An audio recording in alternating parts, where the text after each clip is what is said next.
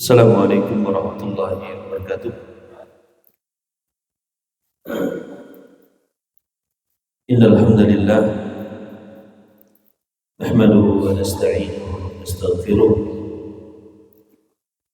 wa na'udzu billahi min shururi anfusina wa min sayyiati a'malina.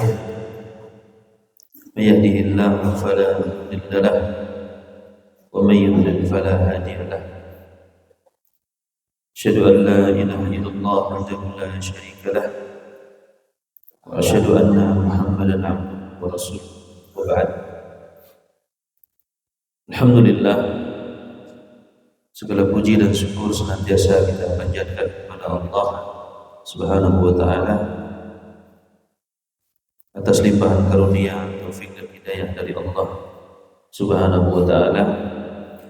Pada kesempatan di pagi hari ini, alhamdulillah, kita masih diberikan kekuatan oleh Allah Subhanahu wa taala, diberikan waktu luang, kesempatan, sehingga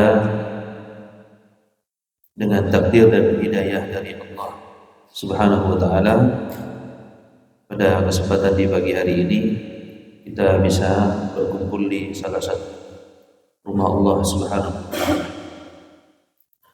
Salawat teriring salam semoga senantiasa tercurahkan kepada baginda Nabi Muhammad sallallahu alaihi wasallam, pada keluarga beliau, para sahabatnya, dan orang-orang yang mengikuti sunnah beliau hingga akhir zaman. Sebagaimana yang tertera di dalam pamflet, insyaallah pada hari ini, kalau waktu memungkinkan, untuk bahas materi kemudian praktek. Kalaupun seandainya waktu tidak cukup, nanti kita bisa tambah di hari yang lain. Baik, ikhwan fiddin rahimani wa rahimakumullah. Jadi belajar tentang wudu itu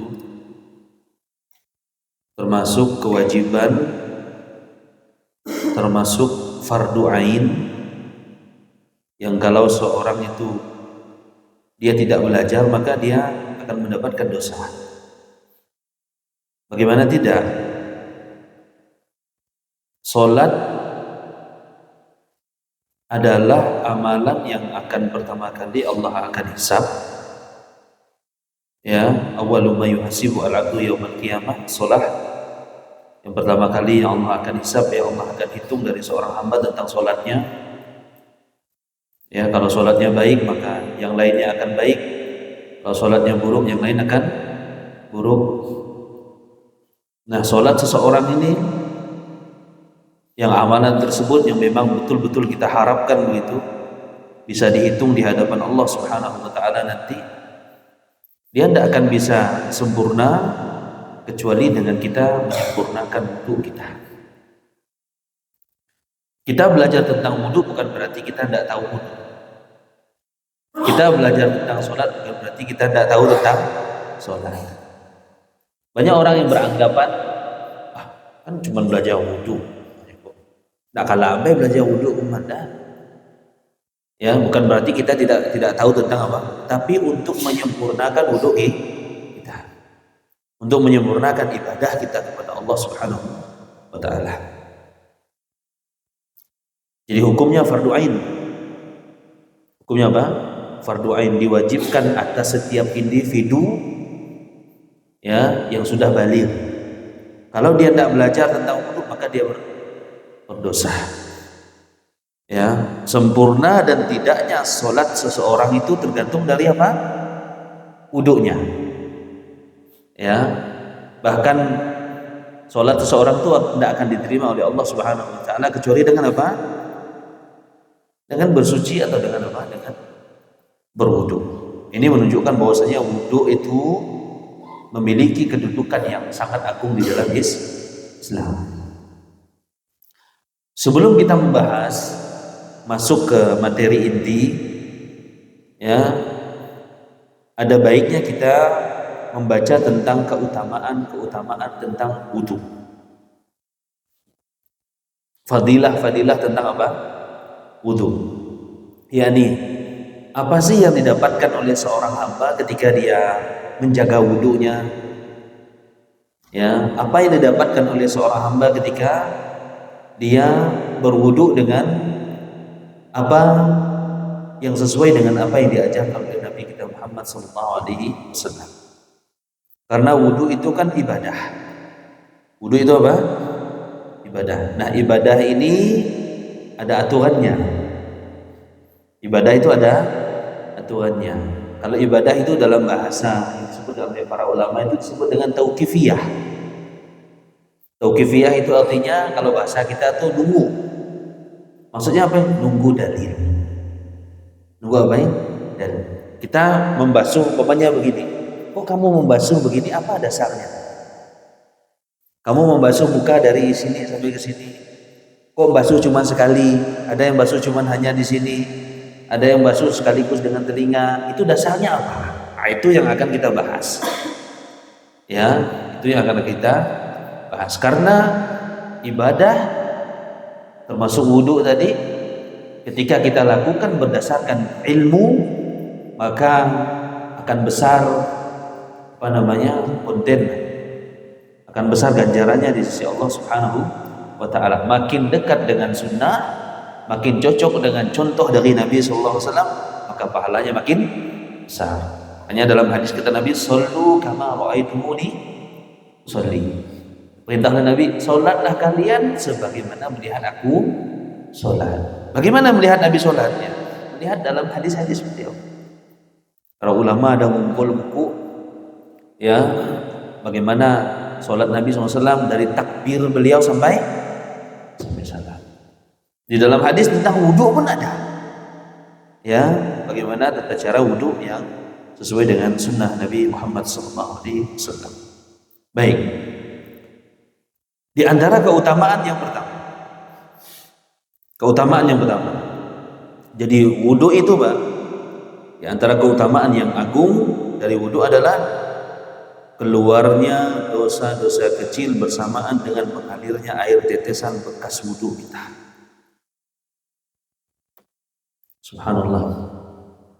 Keluarnya dosa, tapi di sini dosa kecil, Pak, karena kemarin kalau yang hadir di kemarin dosa besar itu harus dengan taubat. Kalau dosa besar harus dengan apa ya? Taubat, benar-benar berjanji kepada Allah tidak mengulanginya lagi. Ya, menangis di hadapan Allah, menyesal dengan perbuatannya. Itu cara kita bertobat dari dosa besar, dan tentunya tidak melakukannya lagi. Ya. Nah, kalau ini dosa kecil. Makanya disebutkan dalam hadis, wa atbi sayyi'at hasanat tatammuha. Ikutilah perbuatan yang buruk, maksudnya dosa kecil, dengan perbuatan yang baik-baik. Niscaya yang baik-baik tersebut bisa menghapus yang kecil-kecil ini. Di antara caranya apa? Dengan cara berwudu.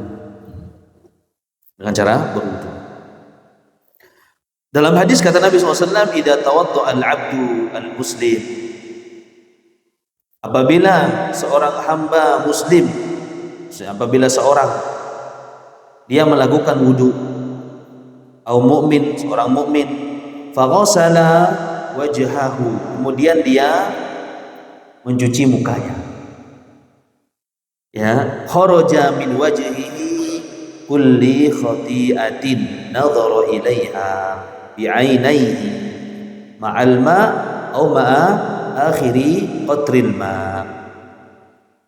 Disebutkan oleh Nabi SAW, ya, faghasala wajhahu, kemudian dia basuh mukanya, kharaja min wajhihi kullu khati'atin, maka keluarlah, ya, gugurlah dosa-dosanya, kesalahan-kesalahannya, ya yang dia lihat dengan matanya. Jadi bisa menggugurkan dosa-dosa yang kita lihat dengan mata kita. Ya dengan cara apa ya? Berwudu. Ya. Ma'al ma'au ma'a akhir qatril ma, bersamaan dengan tetesan terakhir dari air netes, kemudian apa? Dosa-dosanya pun ikut apa? Berguguran. Dosa mata. Ini dosa mata, ini dosa yang luar biasa. Yang terkadang kita itu sangat sulit untuk menghindari di zaman kita sekarang. Ngilau ke depan kona, ngilau ke kanan kona, ngilau ke kibak kona, apalagi main motor. Ya, kalau tidak dikilau nabrak. Kalau itu coba buat main motor itu, berarti mata menundukkan pandangan mata. Nah, ini kita sangat membutuhkan yang namanya mukaffirat, artinya sesuatu yang bisa menghapus dosa mata kita. Dengan cara apa? Berwudu. Fa idza ghassala yadayhi, kemudian apabila dia mencuci kedua tangannya, kharaja min yadayhi kullu khati'atin, maka keluarlah dari tangannya tersebut apa namanya? Mengikuti tetesan-tetesan air yang keluar dari tangan kita, dosa jari kita.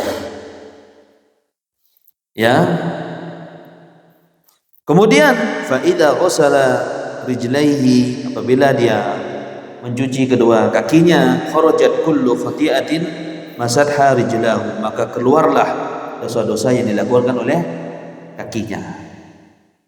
Ya, hatta yakhruju taqiyan minadz dzunub.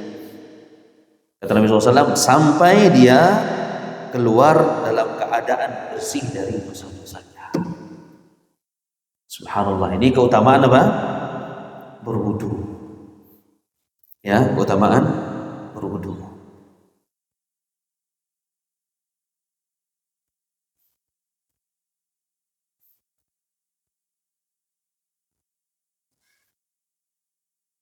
Kemudian di antara sunnah wudu itu, Pak, ketika selesai berwudu, sholat 2 rakaat.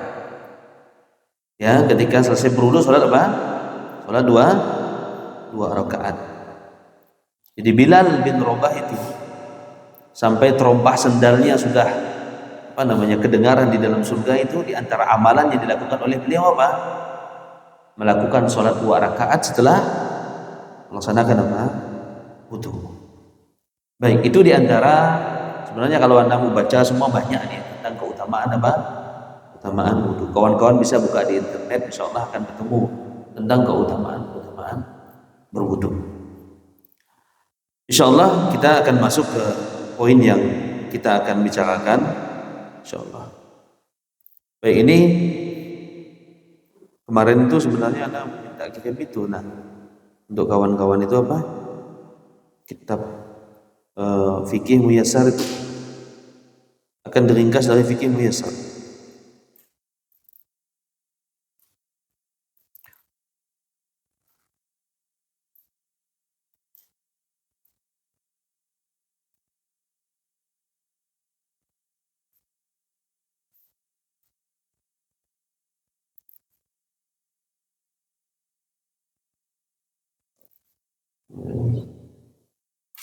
Atau ada kawan-kawan yang ada PDF-nya, bisa dikirim ke grup. Baik, sebelum kita masuk pembahasan tentang air, karena wudhu ini tidak terlepas dari apa? Air. Ada 2. Yang pertama dengan air, kemudian dengan apa? Dengan debu. Kita akan fokus dengan air dulu. Ya, mungkin pada kesempatan yang lain kita akan bahas tentang apa? Tayamum. Baik. Nah, wudhu ini, berwudhu, kemudian sholat, kemudian zakat, kemudian puasa, ini disebut dengan bagian pelajaran dari pelajaran fikih. Ya, disebut apa? Pelajaran fikih. Kalau belajar wudhu berarti belajar fikih tentang wudhu. Kalau belajar sholat berarti belajar tentang fikih sholat, tentang fikih haji, tentang fikih zakat, dan seterusnya. Baik, kita akan mengetahui apa itu makna fikih. Ini saya sarankan untuk kawan-kawan kalau ada beli buku itu. Ini bukunya sangat ringkas, bisa dibaca di rumah. Kalau tidak pun PDF-nya ada, tapi masalahnya PDF itu dia terpotong, diisi PDF yang anunya, ada yang halamannya losi, ya halaman tentang sholat, halaman yang penting lagi, dia hilang. Harganya kalau tidak salah itu sekitar 140-150 lah, kurang lebih. Ini tidak sedang promosi ya, saya tidak ada jual. Baik, ini yang tahu. Mana itu tentang itu deh, lalu deh.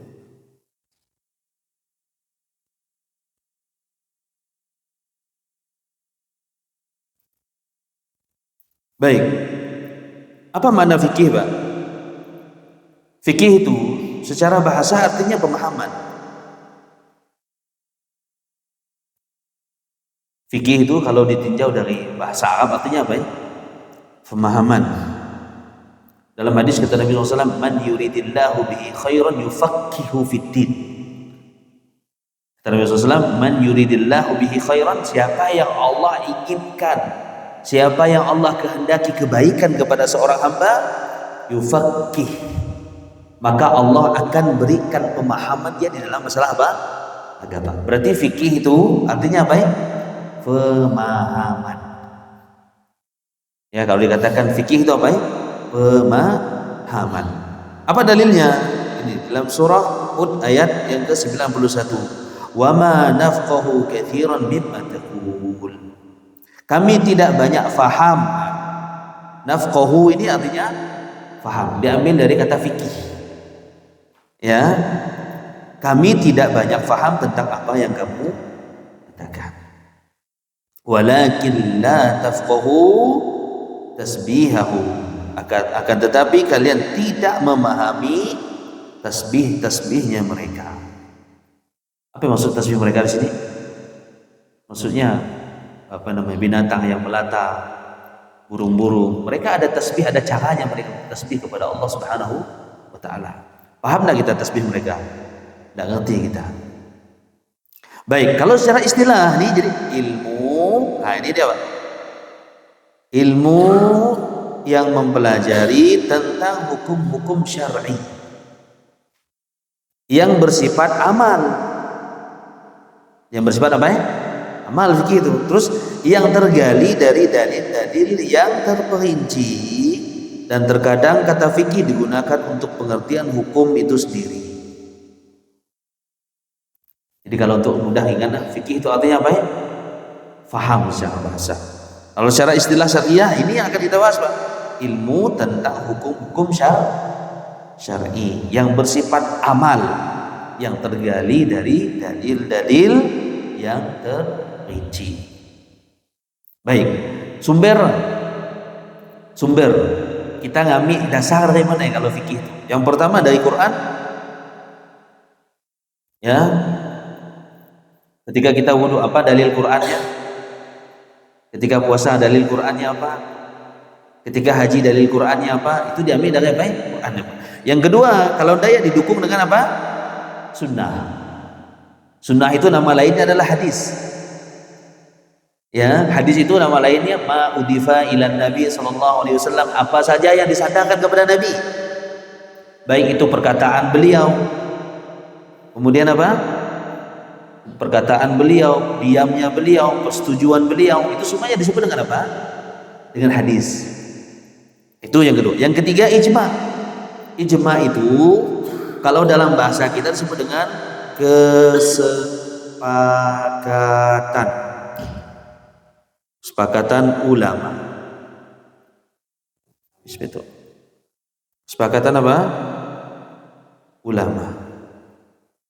Ya, Al-Qur'an, kemudian As-Sunnah, kemudian Ijma, yang keempat ini adalah Qiyas.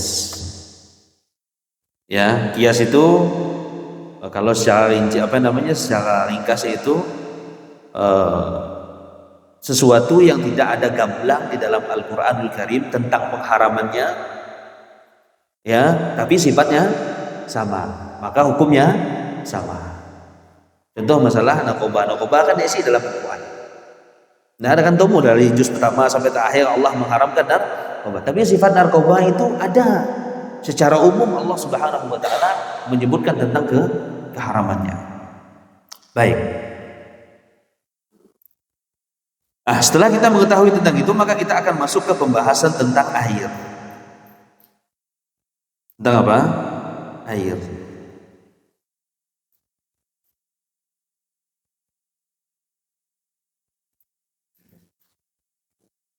Sambil santai-santai bah kita.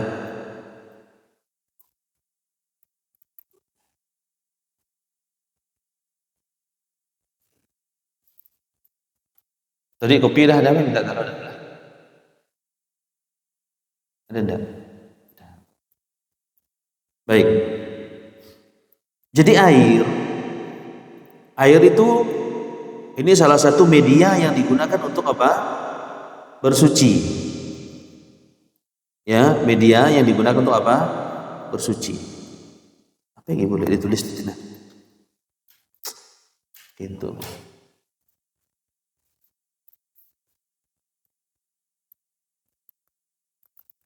Air ini banyak Pak. Ada air yang tohir, yang kedua ada tuhur, yang ketiga ada air najis, yang keempat musta'mal, yang kelima ada su'ru. Ya, baik. Kalau tohir itu apa? Air yang tohir itu. Air itu tohir itunya suci, tapi tidak mensucikan. Dah kita belajar MTS dulu itu. Tuh ingat lagi. Jadi air yang tohir itu apa? Air yang suci, tapi dia tidak bisa digunakan untuk bersuci. Dia tidak bisa mengangkat najis. Apa itu contohnya? Air yang sudah berubah namanya menjadi nama yang lain. Air susu, air kopi, air extra jos. Artinya dia sudah berubah menjadi namanya nama yang lain. Nah, ini air ini Pak tidak boleh digunakan untuk berwudu. Tidak sah kita wudhu pakai air kopi. Walaupun dia suci. Walaupun dia suci, tapi tidak sah digunakan untuk apa? Untuk berwudu. Tidak sah digunakan untuk bersuci. Tidak sah digunakan untuk apa? Mandi junub dan seterusnya. Itu yang pertama. Yang kedua, tuhur. Yang kedua tuhur, dia suci dan mensucikan. Ini dia airnya suci dan boleh digunakan untuk bersuci, dan dia bisa mengangkat yang namanya najis. Apa contohnya? Air hujan, ya, air sumur, ya kan, kemudian air laut, ya, dan lain-lain. Nah, air inilah yang kita gunakan untuk apa? Bersuci. Atau digunakan untuk apa? Berwudu. Yang berikutnya, ini yang ketiga. Ini nama disebut dengan al-ma'ul musta'mal. Apa air musta'mal? Air yang jatuh dari basuhan wajib ketika wudu atau mandi.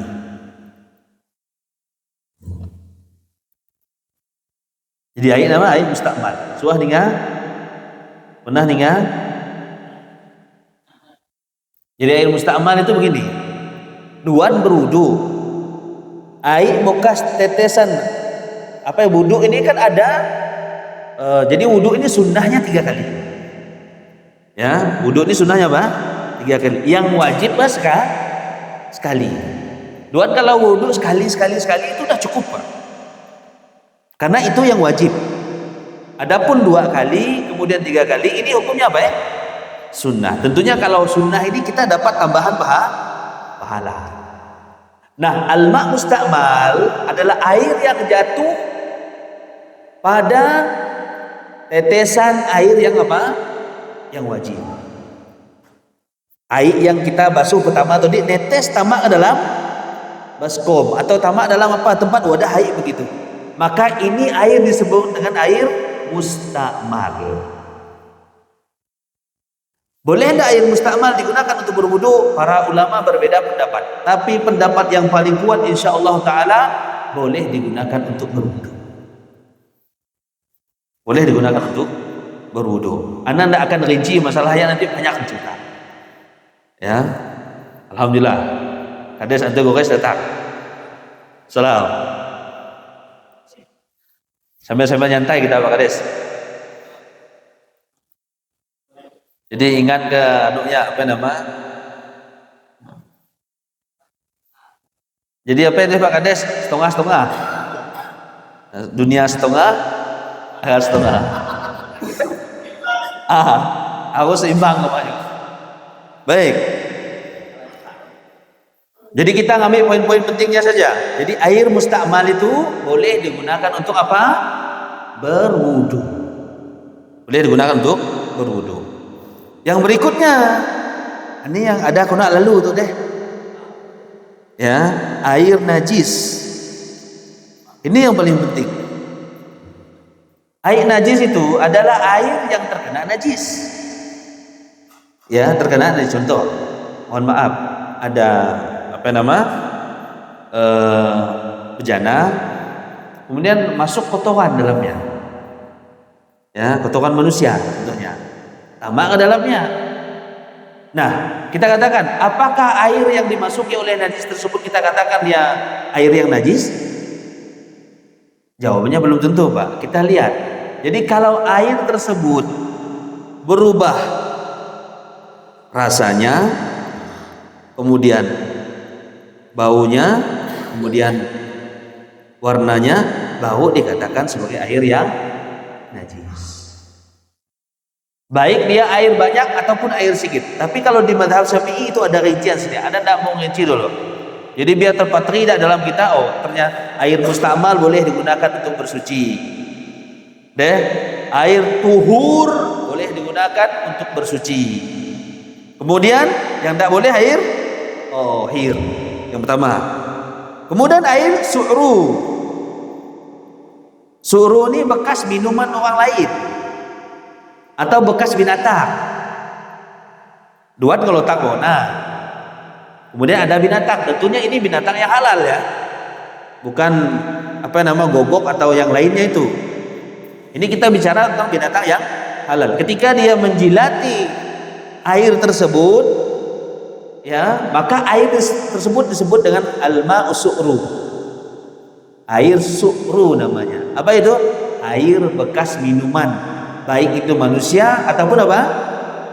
Binatang. Kesimpulannya, kalau binatangnya binatang halal, maka dia harus kita lihat. Kalau sampai tidak berubah warna segala macam, masih aman-aman saja, maka dia dihukum sebagai air yang suci. Boleh digunakan untuk bersuci. Tapi kalau berubah warnanya, kemudian baunya, kemudian apa satu lagi? Rasanya, maka kita hukumi air tersebut sebagai air yang najis. Ya, sebagai air yang najis. Baik, sampai sini dulu. Ada pertanyaan? Inilah kesimpulan daripada air. Baik.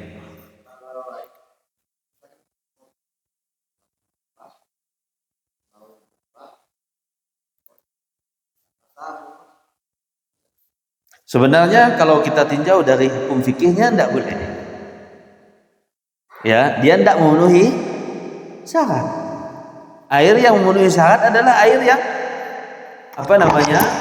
Dia baunya tidak, kemudian rasanya tidak kemudian warnanya artinya dia memiliki warna asal. Apa itu? Warna air. Tidak kuning, tidak apa begitu kan? Betul. Kenapa?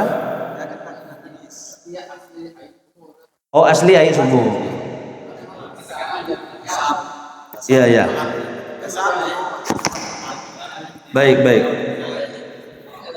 Baik. Kalau air yang tercampur dengan sesuatu yang najis, sesuatu yang suci, contohnya dia umpamanya air di dalam sumur, atau yang kedua air, contohnya air yang umpamanya di air tok kemudian masuk jatuh ke dalamnya apa nama daun-daun.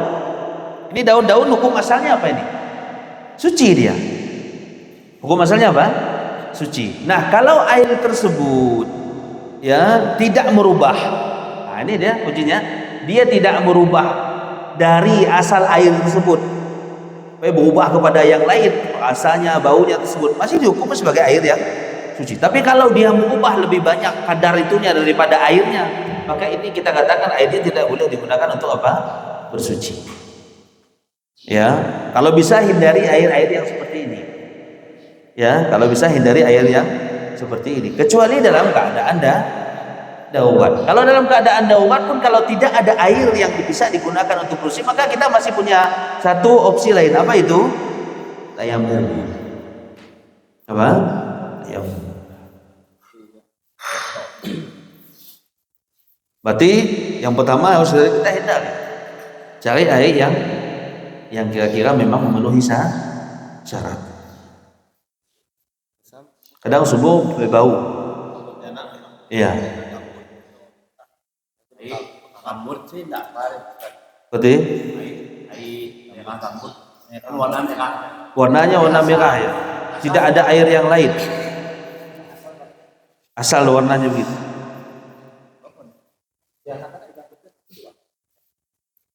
Allah alam, nanti coba Anda cari lagi yang itu. Ini PR ya.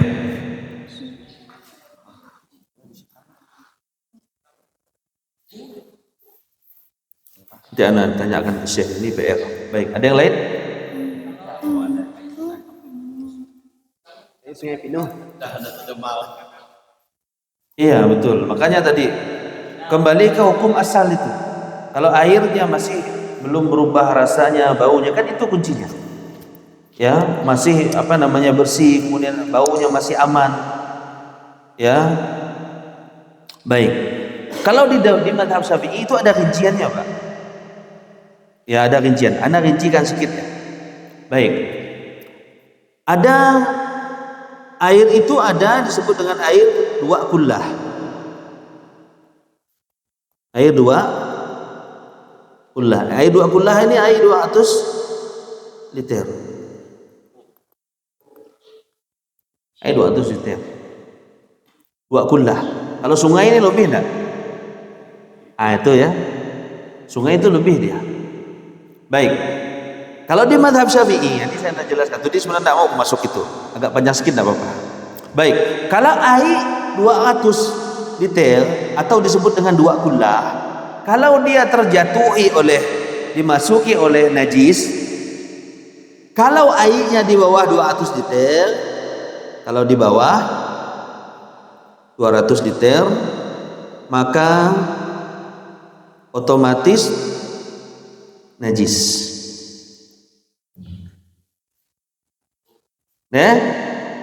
Kalau air di bawah 200 liter, maka otomatis langsung najis. Langsung ketika dia masuk najis ke dalamnya, maka langsung dihukumi sebagai air yang najis. Tidak perlu dirinci lagi. Ini di mazhab Syafi'i, di pendapat di kalangan mazhab Syafi'i.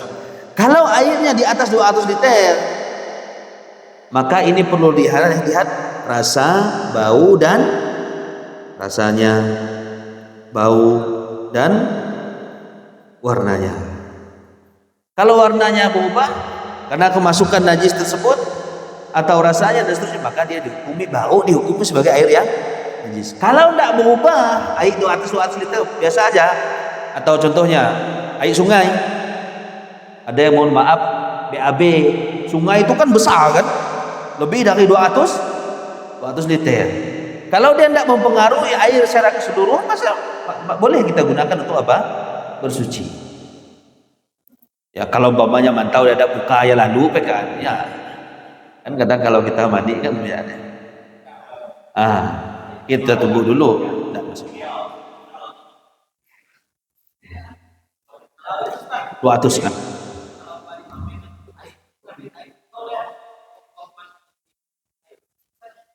Jadi bersih dia airnya, boleh, tidak masalah. Disuling deh namanya deh, tidak masalah itu. Ya, di Pontianak juga itu. Boleh. Dah cukup yang tuh? Tak cukup.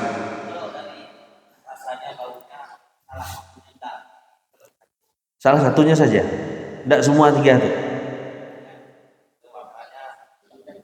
Satunya sudah najis. Jadi tidak, ini bukan syarat 3 uti itu, aus 3 uti itu, aus berbuah, aus berubah rasanya, kemudian baunya, kemudian tidak mesti aus 3 itu tidak. Salah satu di antara 3 ini. Ya, salah satu di antara 3. Baik.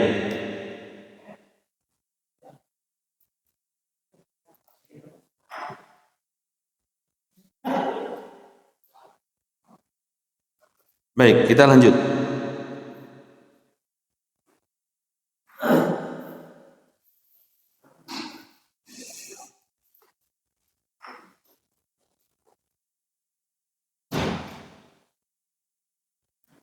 Wudhu halaman berapa wudhu itu?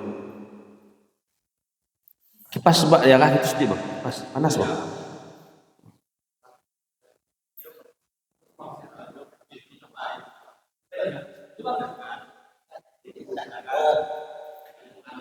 Baik.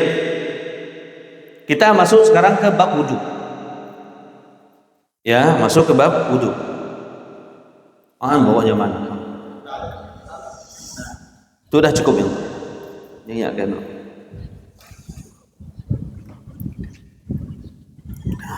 Baik, bab ini terdiri dari beberapa bagian.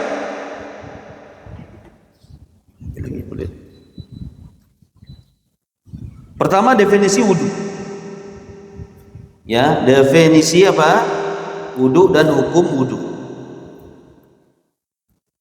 Kalau definisi apa ya maksudnya kalau dalam bahasa kita? Arti, pengertian, makna wudhu adalah titik-titik. Ya. Nah, secara bahasa baik nih, secara bahasa. Kalau disebut secara bahasa itu berarti dia diambil dari kamus bahasa Arab. Biasanya kalau secara bahasa ini tidak yang kita bahas. Yang kita bahas itu secara syariat tuh.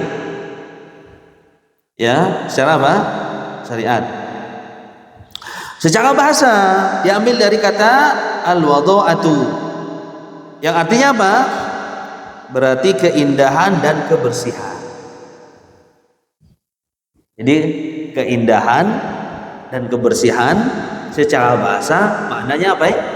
Wudhu. Jadi kalau tanya apa arti wudhu secara bahasa, artinya indah dan bersih. Ya, indah dan bersih. Baik. Kalau secara istilah syariah ini yang akan kita bahas. Ya, ini akan kita bahas. Apa itu? Isti'malul ma', menggunakan air. Berarti ini medianya air. Air yang tadi, air yang mana? Air yang tuhur, kemudian al-musta'mal, kemudian ma'usur tadi yang 3 uti ya. Ya, dengan syarat-syarat yang sudah kita jelaskan. Menggunakan air pada 4 anggota badan. Kok disebut 4 di sini, Pak? Karena ini yang wajib. Ya, ini yang apa? Yang wajib, Pak, yang rukunnya. Yang kita kalau berwudu tidak membasuh 4 ini, maka wudu kita tidak sah. Ya, apa itu? Yang pertama wajah. Wajah. Dari mana wajah? Wajah itu adalah sesuatu yang kita pantau di depan tuh. Wajah itu disebutkan para ulama yang pertama dari itu tumbuhnya rambut ini. Nih, disebut wajah, kemudian sampai di bagian bawah tuh. Jadi kalau wudhu enam sangat tuh. Aku sampai bagian bawah ini. Kemudian bagian kiri kanan enggak tuh. Bagian pelipis tuh. Pantau ya? Jadi kita membersihkan muka kita harus ini kena sampai ke belakang tuh. Kalau ada jenggot agak dicelah-celah sedikit. Nah, ini sunnahnya di sela-sela. Ya, yang punya jenggot di sunnahnya di di sela-sela. Jadi kalau dikatakan buka itu bagian depan tuh agak tumbuhnya rambutnya itu kemudian sampai situ. Kemudian agak tuh. Ya, ini yang wajib untuk dibasuh.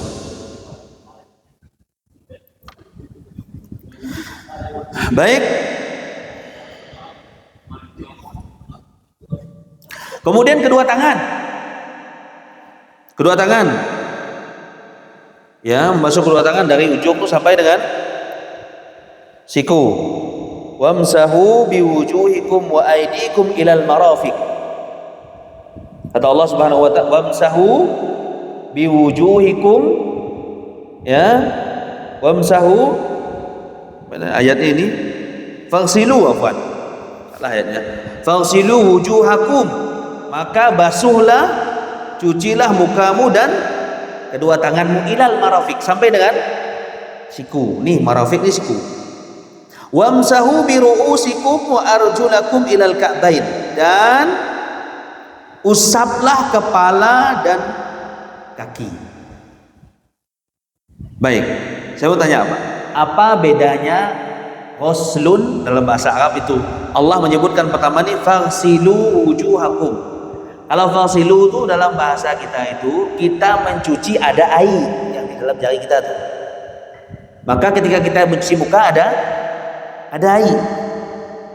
Kalau masaha, famsahu biru'usikum, basuh artinya kalau masaha itu air udah kita ambil, ada air sisa gitu, maka kita basuh kepala kita, bukan air ditepuk dia.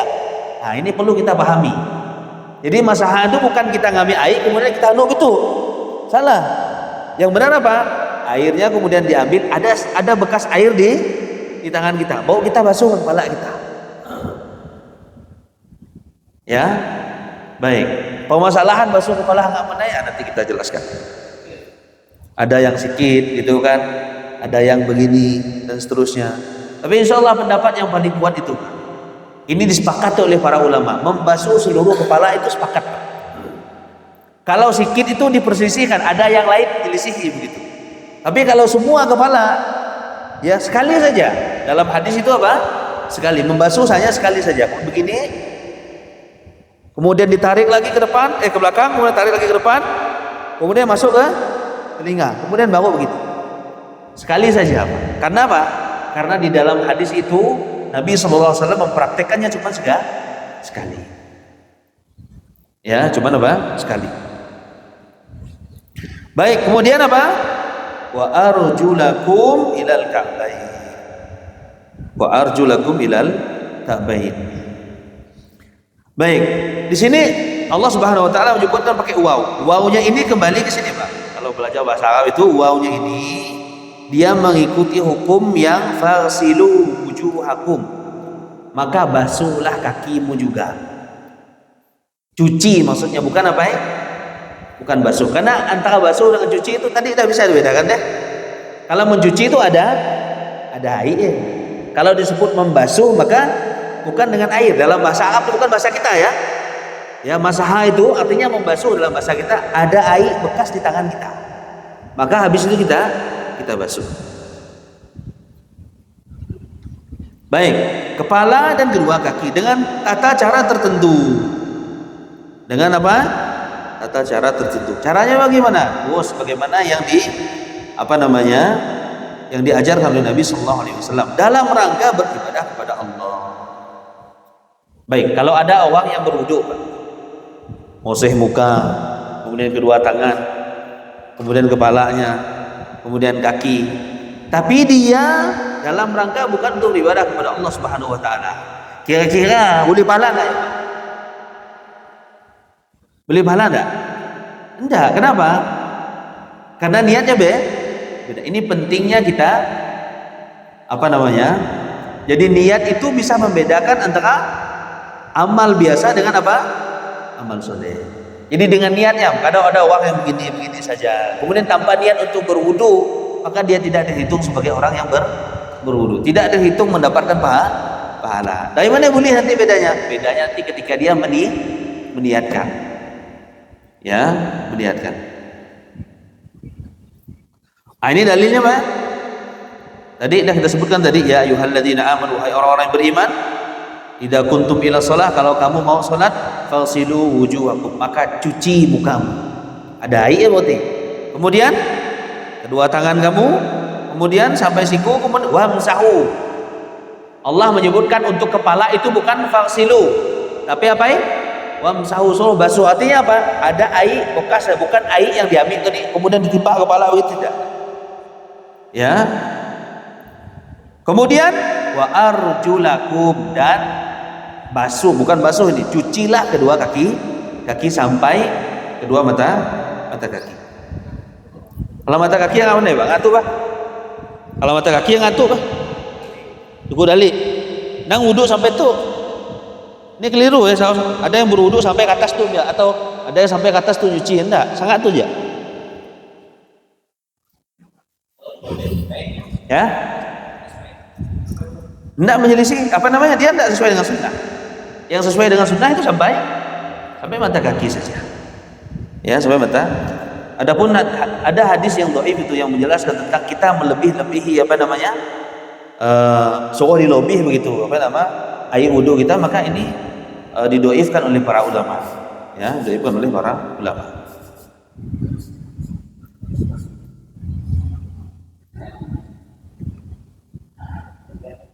Baik, syarat-syarat sah wudu. Ya, syarat-syarat sah wudu. Agar wudu menjadi sah, maka kita harus terpenuhi syarat-syaratnya. Jadi kalau wudu kita, biar wudu kita sah, ini harus ada syarat-syarat. Yang pertama Islam. Ini jelas ya, seluruh amalan, bukan cuma hanya berwudu saja. Semua amal itu diterima dan tidaknya amal seorang hamba itu harus Islam dulu nih. Maka kalau ada orang kafir atau ada orang non muslim yang dia baik, diterima anda amalnya? Tidak diterima oleh Allah Subhanahu wa taala. Kenapa? Karena dia belum memiliki syarat-syaratnya. Dia harus muslim dulu, baru dia bisa diterima amalnya oleh Allah Subhanahu wa taala. Tidak diterima. Yang kedua, berakal. Ini masih poin yang pertama. Kalau ada orang gila, wudu tidak diterima. Atau ada orang ketika mabuk dia berwudu tidak diterima. Kenapa? Karena hilang akalnya. Ya, orang yang berakal termasuk syarat dari bahkan seluruh amal, baik itu wudu, puasa, zakat, haji, itu semua sangat amal, termasuk di situ apa? Berakal. Kemudian tamyiz. Apa tamyiz? Tamyiz itu anak yang sudah bisa membedakan antara yang baik dengan yang buruk. Ya, anak yang sudah bisa membedakan antara baik dan buruk. Di antaranya disebutkan para ulama itu umurnya itu berkisaran antara 7 atas. Tapi ada juga anak yang 10 tahun belum tamyiz, belum bisa membedakan, oh ini hal yang bahaya lagi di kojaya. Ini tamyiz beda dengan apa? Baligh. Kalau tamyiz ini masih umumnya. Kalau baligh itu syaratnya ada beberapa apa? Oh, anak dikatakan baligh. Ini penting. Baligh. Yang pertama, orang yang dikatakan baligh umurnya sudah mencapai 15 tahun. Ini salah satu ya. Yang kedua, mohon maaf, di sekitar kemaluannya sudah tumbuh bulu. Ya, itu anak sudah dikatakan apa? Baligh. Walaupun umurnya belum 15 tahun. Yang ketiga, sudah mimpi basah.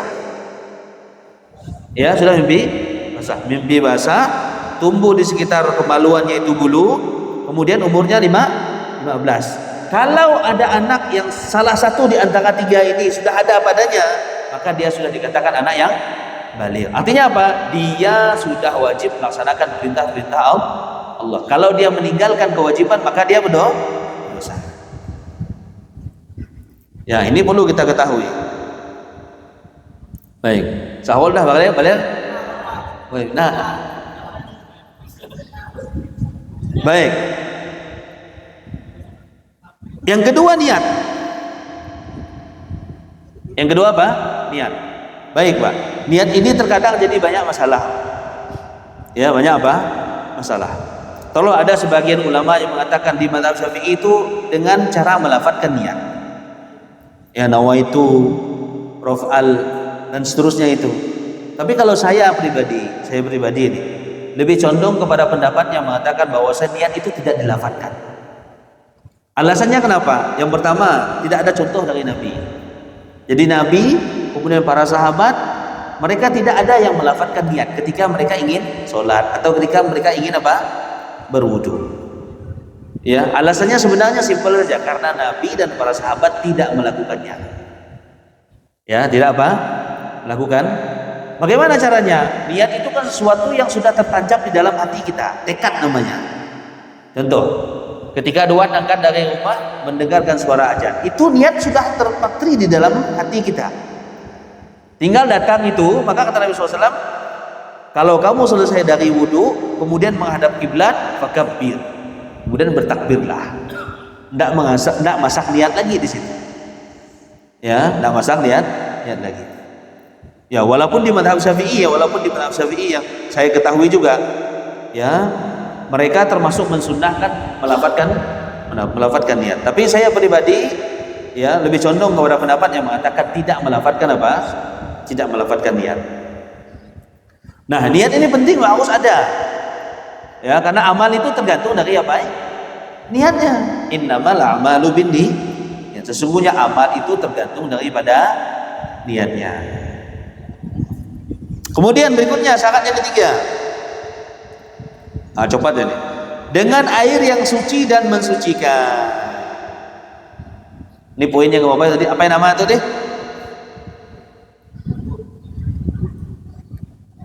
Tuhur. Berarti air yang suci dan mensucikan. Seperti air yang sudah kita jelaskan tadi. Jadi dengan air yang suci dan mensucikan, bukan cuma hanya suci, tapi dia juga wajib air tersebut bisa mengangkat yang namanya najis. Ya, baik. Contoh tadi seperti air kopi segala macam. Ya, air suci, tapi dia tidak bisa mengangkat apa? Najis. Yang keempat, menghilangkan apa-apa yang menghalangi sampai air ke kulit. Contohnya kutek bagi perempuan berwudu. Lagi ada kutek di jarinya, bisa tidak sah wudunya. Kenapa? Karena air tidak sampai ke kulit secara langsung. Kalau pacarinai, tato beda. Ya, tato beda.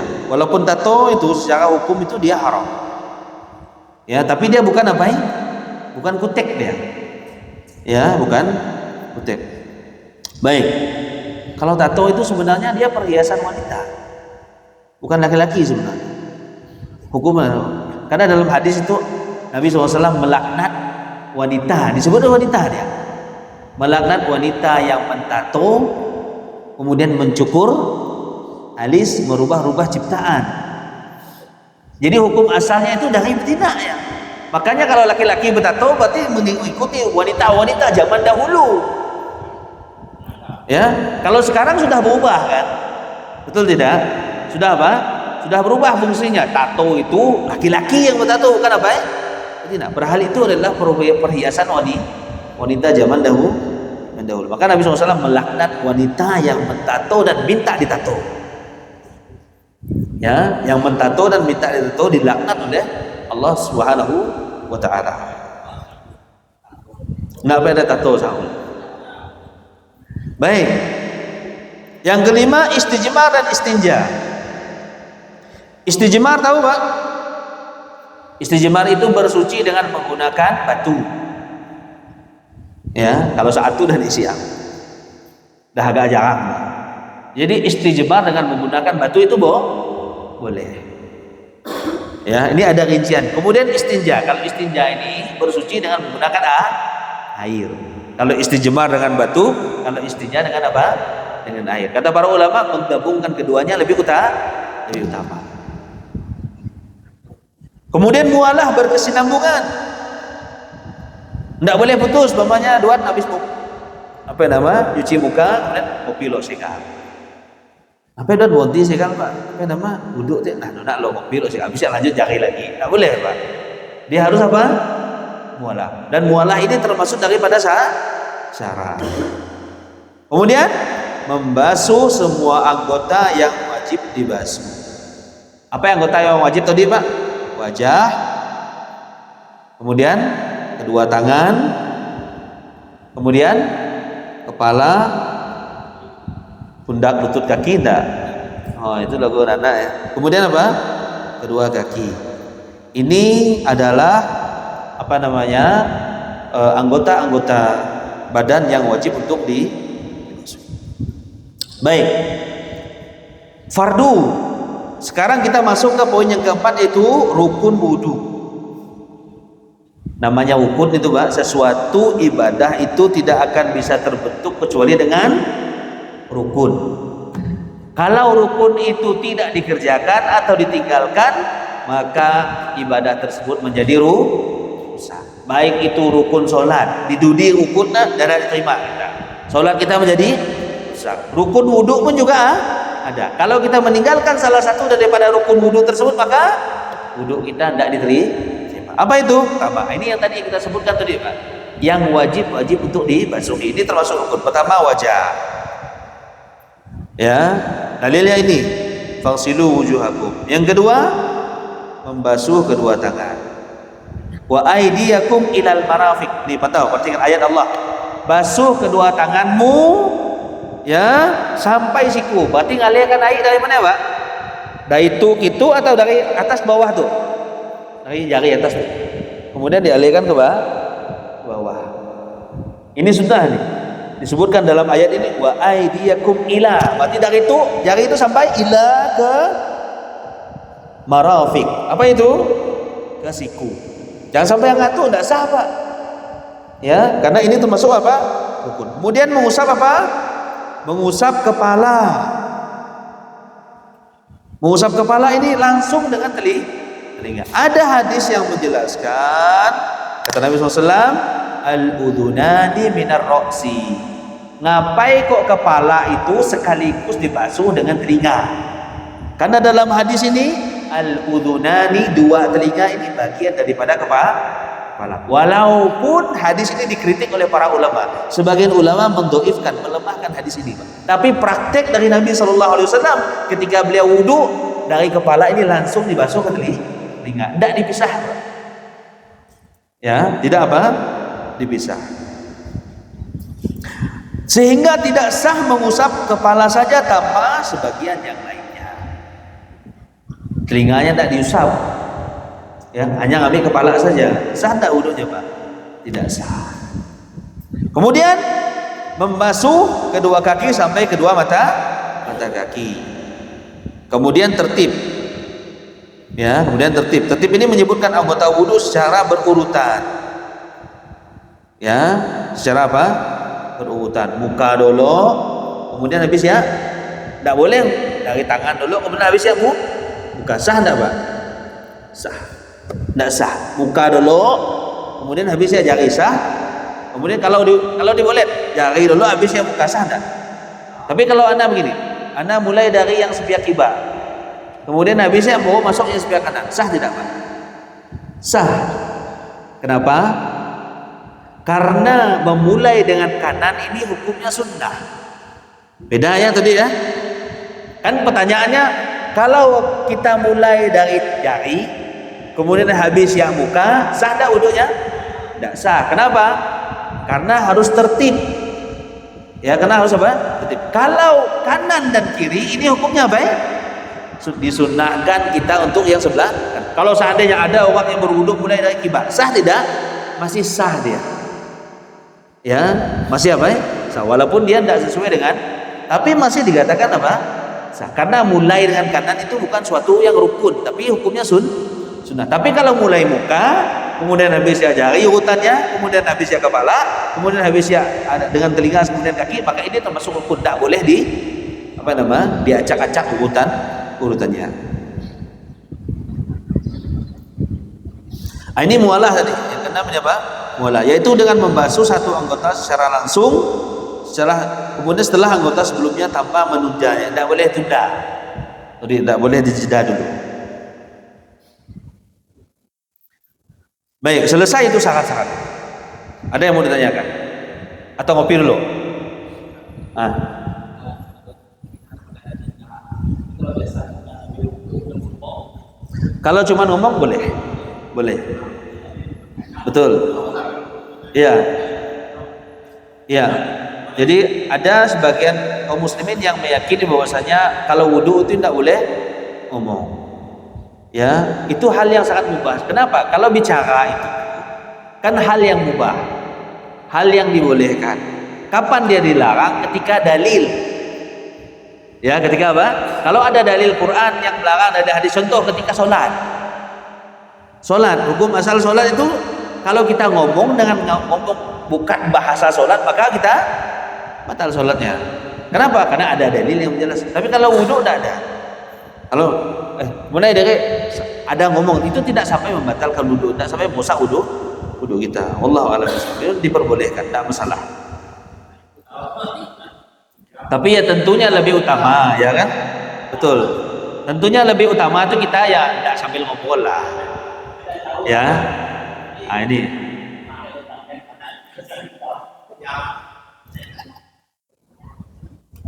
Ada pertanyaan lagi? Maya hari itu? Lagi.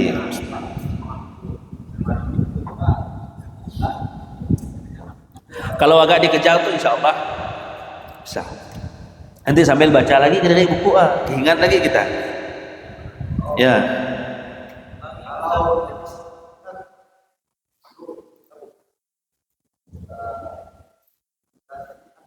Najis.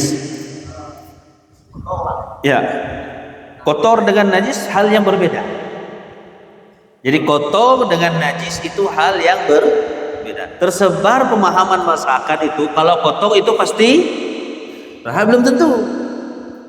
Belum tentu sesuatu yang kotor itu adalah najis. Tapi kalau najis sudah pasti kotor. Kapan kita katakan itu sesuatu yang najis? Ketika dalil yang disebutkan dalam Quran, yang disebutkan dalam hadis, kalau hal tersebut adalah hal yang najis, seperti kotoran dan yang lainnya. Ya, kita tidak bisa mengatakan oh keringat, Bapak, tubuhku bau, boleh tidak sholat, Pak? Kalau ditanya boleh dan tidaknya ya, tapi tentu kalau adab yang terbaik tidak mungkin kita menghadap Tuhan dalam keadaan seperti itu. Tentunya kita diperintahkan untuk menghadap Allah Subhanahu wa taala dalam kondisi terbaik kita. Ya wangi ya mati. Maksudnya jangan sampai nanti ketika kondisi-kondisi tertentu, ketika kita mepet begitu kan, kita nisimai bahwa aku sholat kok masih pun. Berarti bina mani, alasan bina mani, duat kurang najis nada. Oh enggak, sholat. Jangan sampai meninggalkan. Tapi kalau kondisi terbaik kita ya betul, kita mandi dulu, sikat gigi, kemudian apa ya? Kita pakai pakaian terbaik, kita pakai minyak wangi, baru kita angkat ke masjid. Itu yang terbaik. Tapi kalau kondisi-kondisi tertentu, kalau bicara sah dan tidaknya, ya masih sah saja. Ya, apalagi kondisi-kondisi dalam keadaan kita darurat atau dalam keadaan kita mepet. Kita disimai sewa baju, ya kan baju cuma hanya itu saja, isi yang lain, adapun baju itu tidak najis, kemudian hanya keringat saja atau bekas tanah itu kan najis bukan, Pak? Baik, mungkin pertanyaan yang kedua. Kalau kita terkena najis, batal tidak wudhu kita? Nah, biar lagi. Ada konak kotoran. Umpamanya, kan? Kemudian batal tidak? Wudhu duluan batal tidak? Banyak tersebar di masyarakat itu, kalau kita terkena najis, wudhunya tidak batal. Kalau kena najis itu tidak batal wudhu kita. Yang membatalkan wudhu apa? Kontut. Kemudian apa lagi? Keluarnya dari dubur dan kubul, kemi, kemudian BAB, itu yang membatalkan. Terus bagaimana? Kalau umpamanya Tuhan dalam keadaan sholat, dia dalam keadaan apa ya? Kemudian ada kejatuhan najis di topi umpamanya, najis. Apa yang kita lakukan? Topi dilepas, lanjut sholat. Apa ya? Kalau kulit kita kena, tergantung najis seperti apa ya. Kalau najisnya bentuknya dia najis kering dan bisa kita cek biar selesai, lanjut sholat. Tapi kalau najis becek harus kita cuci, keluar dulu kita. Batal nggak sholat kita? Sholatnya batal, wudhunya enggak. Bedakan itu dah. Paham enggak? Paham enggak? Berarti dicuci saja. Kenapa? Enggak perlu ngambil wudhu. Kenapa? Kenapa? Kenapa? Karena syarat sahnya sholat itu harus suci dari najis. Ya, cuci. Kita hanya mencuci, tidak wajib untuk mengulangi wudhu kita. Bedakan ini, paham ya permasalahannya? Kalau dua nak wudhu lagi, boleh enggak? Ya boleh.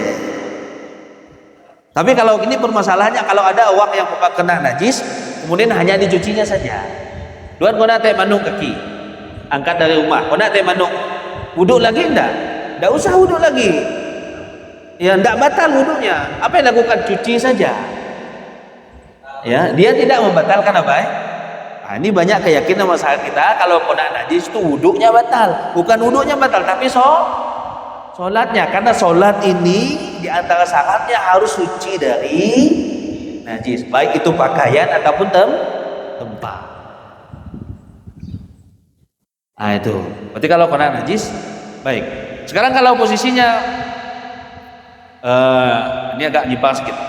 Duaan sholat terkena najis, ya. Kemudian di akhir sholat bawa ke naik. Ah, misal, wih ya tuh dek, kata kawan muda, ada najis, selesai sholat dah. Harus ulang sholat enggak? Jawabannya enggak. Kenapa? Karena kita dalam keadaan tidak mengetahui. Jangan duaan sengaja. Udah ada itu deh, pakai itu sholat. Tidak sah sholatnya, Pak. Sholat kita apa tidak? Tidak sah. Baik, kalau kondisinya kita dalam keadaan di pertengahan, tiba-tiba di pertengahan, yang tadi kasus yang tadi deh, di pertengahan kita pakai baju jaket umpamanya, kena tertimpa ada kotoran dari atas kena kita najis, apa yang kita lakukan? Buka. Dalam keadaan sholat harus langsung dibuka karena kita mengetahui. Itu pernah terjadi ketika Nabi SAW itu beliau sholat ada najis di kaki beliau, di sendal beliau. Nabi SAW sholatnya berarti pakai sendal. Iya, Nabi SAW sholatnya pakai sendal. Dua saat itu nang pakai sendal dalam tu, kalau nak keluar saja. Nyelakit ngojak rumah tu jelah muslim pakai apa ya? Sendal. Di tengah-tengah beliau sholat, Jibril mengabarkan, dikodah oleh Jibril, wahai Rasulullah, ada najis. Ada apa ya? Najis. Lalu Nabi SAW membuka sendalnya. Sahabat pantau di belakang, buka sendal juga. Ya, padahal apa ya? Padahal Nabi SAW itu buka sendalnya ada sebab. Kalau pas sahabat kan nunam, karena apa yang dilakukan oleh Nabi itu nak sudah. Walaupun sebab kan sebenarnya tidak sama. Apa yang dilakukan ya? Dibukaan ketika itu. Dengan syarat tidak sampai membuka yang namanya aurat kita dalam sholat. Kalau sampai buka baju seperti itu pakai. Kemudian ada najis, ya. Nah, kalau begitu ya mau dibatalkan sholat kita. Kita cari baju yang lain. Allahu a'lam. Ada lagi? Yulih punya tuh. Baik.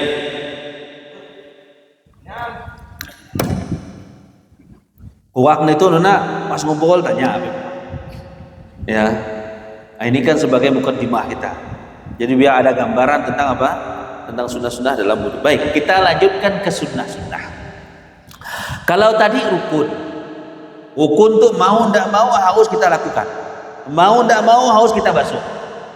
Kalau ini yang sunnah wudhu itu ndak mesti. Kalau duan dudi atau kita tinggalkan maka ndak apa? Ndak berdosa. Ya, ini sunnah dalam istilah apa?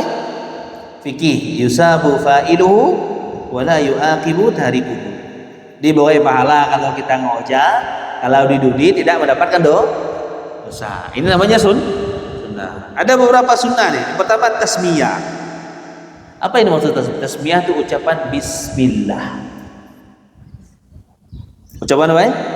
Bismillah. Dan muncul pertanyaan lagi yang paling sering itu, seperti Ustaz wudhu dalam WC.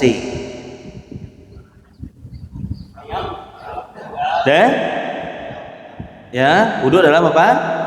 Dalam WC. Ini perlu diperhatikan. Ternyata kalau kita baca kitab-kitab para ulama, jadi WC kita dengan WC orang zaman dulu sangat dua hal yang sangat berbeda. Kalau WC zaman dulu, mohon maaf, ketika orang buang air besar, saja dia letak kotoran. Kotoran saja langsung di bawah itu. Kalau kita ada yang namanya apa ya? Walaupun kita mohon maaf buang air di situ, kotorannya ke tempat yang lain dia. Maka ada sebagian ulama mengatakan bahwasanya hukum hammam sekarang WC itu tidak sama dengan hukum WC yang zaman dulu. Baik, sekarang untuk mengantisipasi mana kita? Nah, baik, kita tahu bahwasanya hukumnya ini hanya sunnah. Tapi kita tidak mau meninggalkan sunnah, rugi kita tidak dapat pahala. Pak Menteri, rugi kita tidak dapat pahala. Cuman hanya mengucapkan bismillah lo kita dudi begitu kan? Bagaimana caranya? Caranya untuk mengantisipasi agar kita bisa keluar dari khilaf itu ketika mau masuk WC. Kalau haus terpaksa, haus wudhu dalam WC, dari kilah dua dah ucapkan bismillah. Masuk ke dalam WC dah tinggal wudhu saja. Baik, itu kalau memang terpaksa haus di WC, nampak diisi air, tempat air hanya ada dalam WC ya. Biar cara bismillah bisa masuk ke dalam, bisa langsung wudhu. Karena yang jadi permasalahannya itu menyebut nama Allah Subhanahu wa taala di tempat kotor ya. Yang menjadi masalah ngapain kok bismillah itu dipermasalahkan? Boleh tidak dibaca di dalam WC atau tidak itu? Karena di situ ada menyebut nama Allah. Tidak pantas nama Allah yang mulia, yang suci disebut di tempat yang macamnya. Nah, untuk mengantisipasinya bagaimana? Ucapkan bismillah dari kilah, kemudian masuk. Habis itu baru sampai kita berwudu. Kalau di kilah aman ya. Kalau di kilah, berarti yang terbaik kan ya udah bisa wudu dalam WC. Ini kalau seandainya kondisi-kondisi darurat saja. Di tempat lain memang haus dia, ya udah tinggal toh bismillah kemudian masuk ke dalam. Kalaupun seandainya dua tidak baca bismillah, sah dah wudunya, Pak. Masih tetap sah. Ini sebagian pendapat ulama ya. Walaupun ada sebagian madhab yang lain mengatakan bahwasanya bismillah itu termasuk wajib juga dalam wudu, tapi ini pendapat yang kuat, insyaallah dia termasuk sunnah saja hukumnya. Nah, ini dalam hadis la wudu'a liman lam yadhkur ismallah.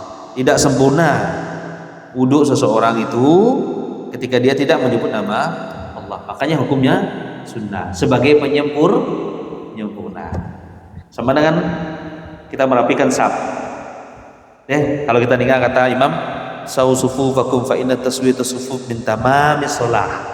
Lurus dan rapat saf. Karena lurus dan rapat saf termasuk menyempurnakan. Berarti kalau tidak lurus ya sah enggak salatnya? Sah. Tapi tidak sempurna. Nah, kita memang berusaha ya wudu kita, salat kita itu kalau bisa walaupun tidak sempurna mendekati. Ya kan, mendekati apa yang diajarkan oleh Nabi kita Muhammad SAW. Yang kedua bersiwak. Kayu siwak, ya memang ada kayu siwaknya. Kalau nanti ada siwak. Ini hukumnya apa ya, sunnah. Kemudian berikutnya nih, membasuh kedua telapak tangan di awal wudu. Membasuh telapak tangan, nanti kita contohkan. Ini hukumnya apa ya? Sunnah. Kemudian menyela-nyela, membasuh di awal itu diambil dengan tangan kanan, kemudian di sela-sela begini sampai dengan pergelangan. Ini hukumnya sunnah. Jangan sampai ditinggalkan, dirugi, Pak. Ya, langsung labuh muka ya saham. Cuman tidak dapat pahala sunnah, yuk sayang kita. Ya, sayang kita. Ini menyelah-nyelah, kamu di sela-sela. Ini jangan sampai di sela-sela. Kemudian berkumur, kemudian beristinsaq, berkumur, kemudian langsung sekaligus memasukkan air ke dalam hidung. Nah, ini perlu latihan juga. Ya kalau tidak biasa gimana anunya. Jadi sekaligus air dari satu anu kita diambil ya, kemudian langsung di kumur, kemudian langsung masuk ke dalam hidung, kemudian dikeluarkan dengan tangan kiri. Nanti akan kita praktekkan juga. Memang kalau itu pun sah dah. Habis ya sah, tapi kan kita tadi kan disebutkan di awal-awal bukan berarti kita tidak bisa wudu. Kita belajar wudhu itu bukan berarti kita tidak pandai wudhu, tapi apa? Menyempurnakan. Biar kita tahu sunnah-sunnah wudhu itu seperti apa. Ambil dengan kanan, kemudian masukkan sekaligus, kemudian dikeluarkan dengan tangan kiri. Nah, itu sunnahnya. Kemudian apa? Menggosok. Nah, ini perhatikan nih, menggosok lengan. Ada orang yang wudhu hanya gitu aja Pak. Menurut air dia langsung ya. Sah wudhu, sah wudhunya. Tapi tidak dapat sunnah. Yang sunnah apa? Digosok. Digosok kalau bahasa kita. Ini hukumnya apa? Sunnah. Kita alirkan air, kemudian kita gosok-gosok ke seluruh dari ujung tuh sampai dengan itu digosok-gosok. Ini sunnah dia. Kemudian juga menyela-nyela jenggot kalau ada jenggot. Ya, ini di sela-sela jenggot. Ini hukumnya sunnah. Ya, ini hukumnya sunnah. Kemudian yang keenam tadi sudah kita singgung nih. Yang keenam nih, mendahulukan anggota yang kanan dari yang kiri. Ini hukumnya sunnah. Makanya tadi kalau kita seandainya ada orang yang mulai dari kibah, museh jari ya, kemudian habisnya bawa kanan, ya sah. Kenapa? Karena memulai dengan kanan hukumnya sunnah. Kemudian membasuh 3 kali. Membasuh apa? 3 kali untuk wajah, kedua tangan, dan kedua kaki. Berarti 3 kali hukumnya sunnah. Yang wajib 1 sekali. Ya, yang wajib sekali Pak. Kalau ada orang yang untuk buka sekali. Nanti kita praktekkan yang sekali-sekali. Kalau ada mepet sekali aja dua. Ulak tedudi. Batal umumnya deh. Kemudian wudhu lagi. Atau sedang antri wah kita kemarin deh. Nah, belum 3 kali udah. Dalam kondisi itu sekali saja karena sudah sah. Tapi kalau oleh nunggunya enggak apa-apa. Wah, tunggu sampai muah ada sampai selesai 3 semua. Alhamdulillah enggak masalah. Ya. Kemudian membaca zikir ini sunnah. Doa setelah wudu. Ya, asyhadu an la ilaha illallah wahdahu la syarikalah wa asyhadu anna Muhammadan abduhu wa rasuluh. Apa keutamaannya? Illa futihat lahu abwabul jannah, kecuali akan dibukakan pintu surga. Kan rugi ada apa? Rugi. Dehul nada baca tuh rugi. Pintu surga mana? Sama dia yang 8 titik terbuka semua. Subhanallah. Yadkhulu min ayyiha syaa. Boleh dia masuk dari pintu yang manapun. Itu keutamaan membaca apa? Asyhadu an la ilaha illallah wa asyhadu anna Muhammadan abduhu wa rasuluh. Allahumma ja'alni minat tawabin wa ja'alni minal mutatahhirin. Tapi hukumnya baik. Nah, ada pertanyaan di sini. Mulai dari pertanyaan. Karena pertanyaan ini sering. Apakah berdoa? Nih, ketika selesai wudhu ini dengan mengangkat tangan, jawabannya bagaimana Pak? Baik, ada kaidah yang dibuat oleh para ulama. Nih, perhatikan. Hukum asal berdoa itu dengan mengangkat tangan. Hukum asalnya. Tapi ada kondisi-kondisi tertentu Nabi tidak angkat tangan tapi sentuh berdoa. Sambil contoh Pak. Ketika masuk WC, apa doa? Allahumma ftahli abu rahmatik. Bukannya doa masuk masjid ya. Allahumma inni a'udzubika minal khubusi wal khaba'is. Saya ya doa bukan Pak. Aku berlindung kepada Allah minal khub dari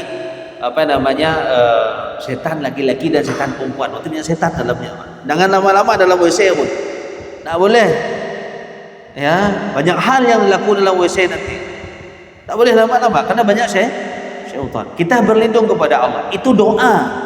Saya mau tanya, kita ngangkat jari enggak ketika itu? Enggak, Pak. Tidak. Sama nanti kita akan bahas itu di kom itu. Pembahasan tentang mengangkat tangan ketika khutbah. Mengangkat tangan ketika khutbah, cuman apakah mengatakan atau dengan isyarat? Ini sering ditanyakan. Nanti akan kita bahas. Pokok inti hukum asalnya, sebagian kaum muslimin kenapa mereka angkat tangan? Karena pakai dalil umum. Dalil apa ya? Umum. Nabi SAW itu ketika beliau pernah suatu kali sebuah khutbah, ada Arab Badui. Ya Rasulullah, kata yang muda, wahai Rasulullah, dah hancurlah bola kami itu hancur karena lama kemarau. Ketika khutbah ya Nabi di stop Badui. Ya Rasulullah Nabi khutbah. Apa yang Nabi sallallahu alaihi wasallam bagi ya khutbah. Kemudian ya Rasulullah, udah habislah bola kami, udah hancur rumah kami itu udah sansut lah. Kemudian anak istri kami itu lagi dalam keadaan lapar, mintaan kepada Allah agar turun hujan. Kemudian Nabi SAW mengangkat tangan. Ini dalil yang dipakai, mengangkat tangan ketika khutbah, berdoa beliau, angkat jari. Ya, tapi disebutkan para ulama, angkatnya jari beliau itu dalam rangka istisqa, minta hujan. Jadi dalil yang dipakai adalah dalil ketika minta hujan. Bagaimana Nabi SAW sebelumnya? Beliau dengan isyarat dengan mengangkat tangan seperti ini dalam hadis. Insyaallah nanti akan kita rinci, Pak. Ya, pendapat para ulama. Memang terjadi khilaf masalahnya, Pak. Ketika khutbah Jumat itu ada yang mengatakan berdoa ya angkat begini, ada yang tidak angkat tangan sama sekali. Ya, ada yang tidak mengangkat tangan. Nanti kita akan rinci nanti, insyaallah di kom. Karena itu bukan pembahasan. Kita kan bahas tentang apa ya? Nyimpak ya tadi karena ada pembahasan tentang berwudu itu apakah berdoa angkat tangan atau tidak. Jawabannya apa? Ketika selesai wudu itu kemudian berdoa asyhadu an la ilaha illallah wa asyhadu anna muhammadar rasulullah waj'alni minat tawwabin waj'alni minat itu tidak dengan mengangkat tangan. Cukup kita berdoa dengan lisan kita. Kenapa? Alasannya karena memang dari praktek Nabi SAW beliau ketika itu tidak mengangkat tangan walaupun itu bentuknya doa. Kembali ke hukum asal apa itu? Tak semua doa dengan mengangkat.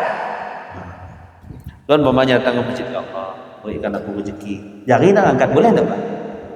Boleh, karena mengangkat tangan hukumnya sunnah. Ya, kenapa?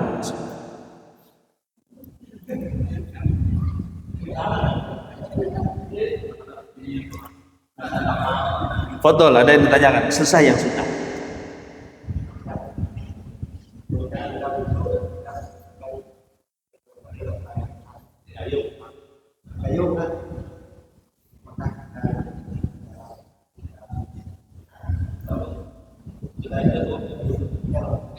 Baik, malah sebenarnya praktek dari Nabi itu ada sebagian praktek beliau ngambil langsung dari gayung.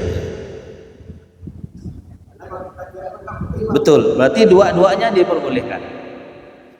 Ya. Kalau sebagian kaum muslimin, apa mereka bolak ngambil biar? Karena mereka meyakini bahwasanya air mustakmal itu tidak boleh digunakan untuk wudu. Akhirnya Allah, ngapain tidak ngidah? Ngapain tidak ngidah? Ngapain? Ngami apa nama tu? Bama ada tu kita ngami itu tidak. Karena ada bekas air kita tu jatuh kia, air mustakmal tak boleh dipakai untuk berwuduk kemana. Tapi kalau kita pakai pendapat yang mengatakan air mustakmal suci, manusia ini suci, bukan najis kita. Kita tidak najis. Ini dalil yang paling kuat. Nabi SAW ketika beliau ngambil wuduk, para sahabat ngambil bekas wuduk Nabi itu langsung dari bekas beliau, tetesan wuduk Nabi. Mereka lakukan itu. Ini dalil yang paling kuat untuk membantah bahwa air mustakmal itu yang jatuh itu dia tidak najis dan kita itu tidaknya najis. Yang paling kuat. Jadi boleh. Dan dari praktek Nabi SAW pun ada dalam hadis beliau ambil dengan jari biak diperbolehkan. Ya, diperbolehkan. Nah di cara diaduk pun juga diperbolehkan. Nampaknya cukup nih untuk praktek nih waktunya. Sampai lohor segar lagi. Ada lagi pertanyaan? Silakan. Sambil santai lo.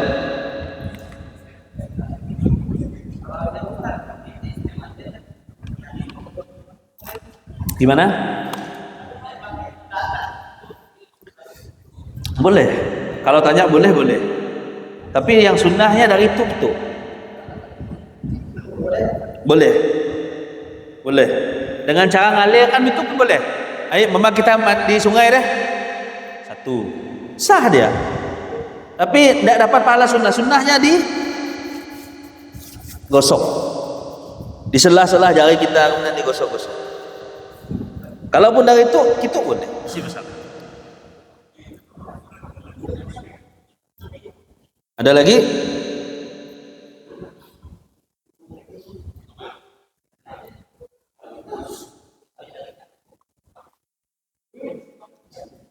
Boleh. Boleh. Nanti ada cara nanti kalau wudu itu ambil dengan tangan kanan, kemudian satu dengan tangan kiri, kemudian bawa di belah biar. Nah, itu contohnya nanti biar. Dia kemudian ambil dengan tangan kiri, kemudian bawa di sini.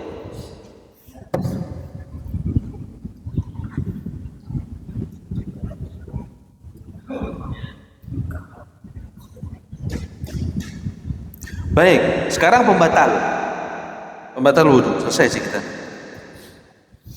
Pembatal ya artinya kalau wudu kita atau kita tuh ada melakukan hal-hal yang di bawah ini nanti, maka wudu kita akan batal. Kalau yang batal itu pertama keluarnya dari dua jalan, maksudnya keluar yakni jadi jalan keluarnya air seni dan air tinja, buang air kecil dan buang air besar, lah ini jelas membatalkan, ini kita udah tahu ya. Ini ada rincian nanti, bisa dia yang keluar nanti berupa air seni, kemudian tinja, kemudian air mani, madhi, istihadhah, ini ada rinciannya, ya. Kalau ya mani itu udah tahu kita. Kalau madhi itu ada beda dengan mani, itu ada rinciannya nanti. Kalau istihadhah ini untuk perempuan, istihadhah darah yang keluar dari rahim, dari perempuan, tapi dia masih bisa sholat. Ya, itu ada rinciannya. Ibu-ibu udah ada rinciannya. Baik, yang kedua, keluar najis dari bagian tubuh yang lain. Tadi kalau keluar najis dari dua jalur, kubul dan dubur. Tapi kalau ada keluar dari yang lain, kalau dia najis maka dia juga membatalkan apa? Membatalkan wudu. Ya, bila yang keluar itu adalah air tinja atau air kencing, maka dia membatalkan wudu secara mutlak walaupun tidak keluar dari, karena ada orang yang dioperasi Pak Menteri, akan ada mungkin dia keluar tidak dari kubul dan duburnya, dikeluarkan dari tempat yang berbeda begitu, operasi kan kemih dari bukan dari kubul dubur ya, tapi itu tetap membatalkan wudu. Kemudian hilang akal, tiba-tiba gila atau mabuk, ya kan, maka ini membatalkan. Kemudian ini menyentuh kemaluan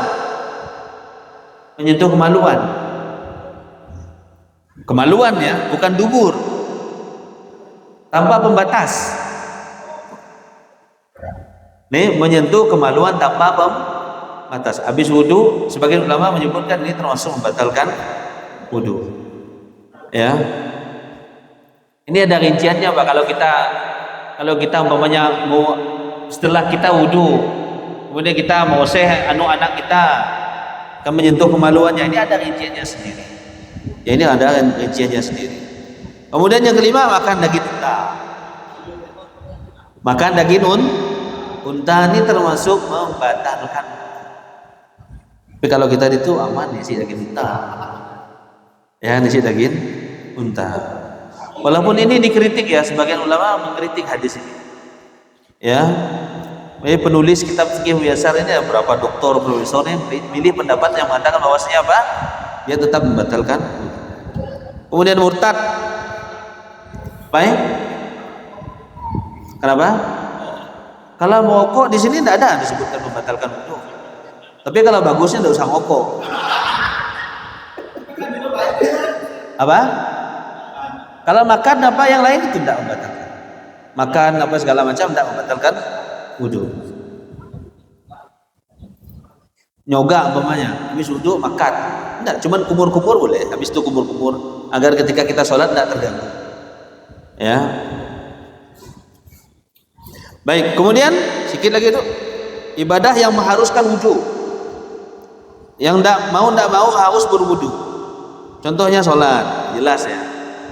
Kemudian tawaf, ya, tawaf di Ka'bah. Kemudian menyentuh mushaf, nyentuh mushaf. Beda dengan baca apa? Menyentuh begini mushaf Al-Quran ini tidak boleh tanpa wudu. Ya, tidak boleh. Kalau dua bina wudu nak nyopot dah. Walau hana minah. Boleh nanti dengan cara dialas. Alas kain boleh. Intinya yang dilarang itu menyentuh langsung mushaf dalam keadaan kita tidak berwudu. Ya, baik. Sekarang kalau baca Quran, kalau tidak wudu boleh tidak? Boleh, tapi tidak nyentuh. Boleh, Bang? Bismillahirrahmanirrahim sambil berjalan. Buat tidak wudu, ya kan? Baca Qul huwallahu ahad, boleh tidak? Boleh. Yang tidak boleh itu orang dalam keadaan junub. Junub ini, ya, umpamanya malam habis melakukan hubungan dengan suami istri. Sahul paham nah? Allah paham. Nah, tak ya. Atau mimpi basah. Ya, ini kan berarti orang sedang dalam keadaan dia terkena najis besar, hadas besar, dalam keadaan junub. Dalam keadaan junub para ulama sepakat dia baca tidak boleh. Kemudian apa ya? Nyentuh pun tidak boleh. Baca baik mantau mushaf ataupun tidak boleh asal mushaf dalam keadaan junub ini tidak diperbolehkan. Kenapa? Apa alasannya, Pak? Karena junub itu bisa dihilangkan secara dengan mandi langsung. Beda dengan orang yang haid, wanita yang haid. Para ulama beda pendapat, Pak. Wanita yang haid boleh tidak baca Quran? Ini beda pendapat sudah. Wanita haid boleh tidak baca Quran? Kalau nyentuh jelas tidak boleh ya. Yang masalah itu baca tanpa menyentuh Quran dalam keadaan haid. Sebagian ulama mengatakan tidak boleh sama sekali. Berarti kalau seandainya guru tahfidz, yang ajarkan biar mau tidak mau harus baca ya. Atau seorang perempuan yang memang dia seorang hafidz Quran, kalau seminggu tidak baca lupa ya. Kalau di mazhab Syafi'i itu tengah-tengah, apa yang kata mereka? Dia baca Quran tapi bukan dalam rangka ta'abbud, hanya untuk murojaah saja, bukan dalam rangka untuk ibadah. Tapi sebagian ulama mengatakan boleh selama dia tidak menyentuh mushaf secara langsung. Tapi kalau mushaf dalam tertib, kan ada Quran kan deh, ini diperbolehkan secara umum. Ya, tentunya tadi bukan orang yang junub. Kalau orang haid itu para ulama beda pendapat ya. Ya, apakah dia boleh baca Quran atau tidak? Para ulama berbeda pendapat. Sebagian ulama membolehkan baca tapi bukan dalam rangka qiraah, bacaan bahasa kita tuh ta'abbud untuk ibadah, enggak. Tapi sekedar hanya untuk murojaah golak lupa begitu. Ya, Allahu a'lam. Kalau yang dianjurkan ini ya di berapa nih? Kita baca sedikit ya. Kita cepatlah nih. Zikir dan baca Quran. Zikir dianjurkan. Baca Quran dianjurkan. Bacaannya kan ada dua versi, Pak. Ada baca dengan mantau mushaf dengan tidak. Ya kan? Ya. Ini apa? Dianjurkan untuk berwudu. Ya, tidak sampai wajib hukumnya. Tidak sampai wajib. Yang wajib tadi apa ya? Nyentuh, nyopot Quran biar. Tapi kalau baca Quran walaupun kita tidak dalam keadaan wudu diperbolehkan. Tapi dianjurkan lebih utama kita berwudu. Dulu kalau memang nak niat nak baca, nak megang Quran, wudu bagak-bagak, kemudian duduk di masjid, kemudian baca menghadap kiblat. Itu yang paling sempurna. Tapi kalau di atas motor, kalau orang biasa ngapal Quran di atas motor, Quran juga ya. Mana sempat ya nak wudu apa segala macam gitu kan, sambil baca Quran, sambil wudu, sambil nyetir, sambil baca Quran dan seterusnya. Kemudian setiap hendak melaksanakan sholat, ini sunnah. Setiap hendak melaksanakan sholat, berarti kalau seandainya buat sholat maghrib, kemudian nak sholat isya lagi, apakah wajib untuk berwudu lagi? Kalau tidak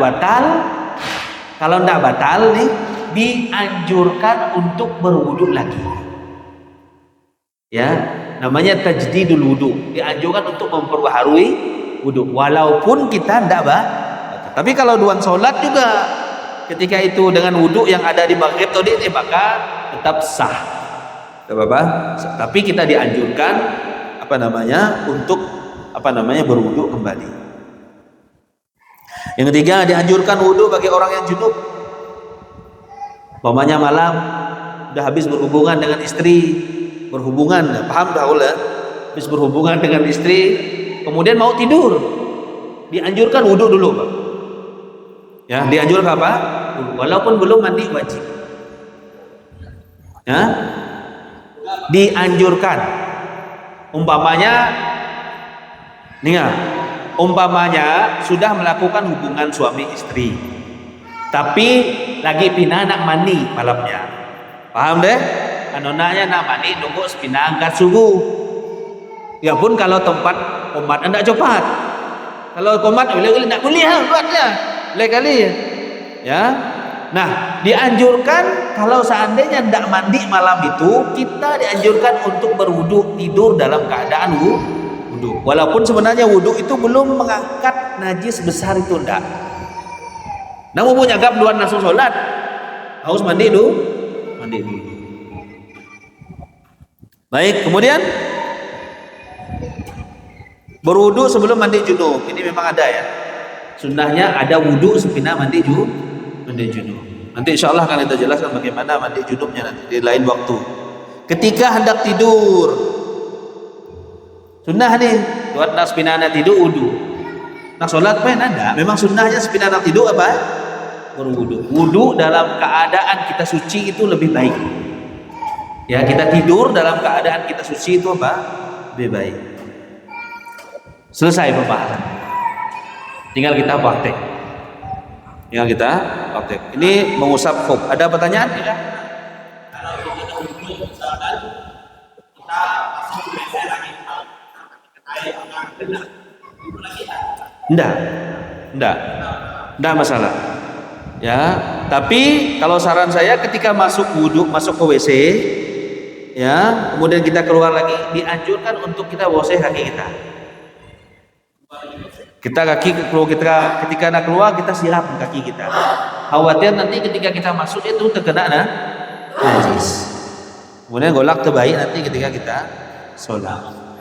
Ya, habis wudhu masuk WC lagi, kemudian itu tidak masalah, tidak wudhu lagi. Cuman dianjurkan untuk membersihkan agar nanti kita tidak tahu ketika kita masuk terkena najis atau tidak.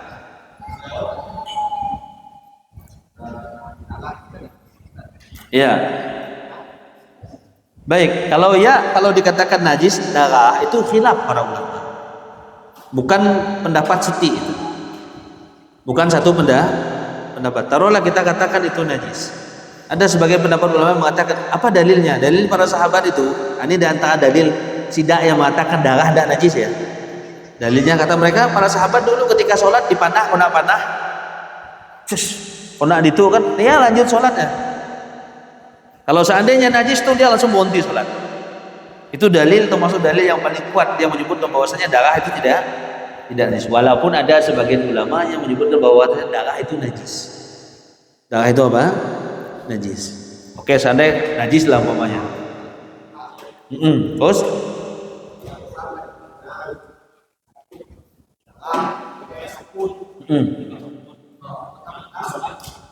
Itu kembali ke hukum. Kembali ke hukum tadi ini. Nah, jadi kalau kita terkena najis, anggaplah najis ya tadi ya. Kalau kita terkena najis, apakah wudhu kita batal? Jawabannya tidak. Itu kembali ke hukum asal. Apapun itu najisnya, kalau kona kita ada wudhu tuh. Wudhu kita tidak, kecuali kita dalam keadaan sholat.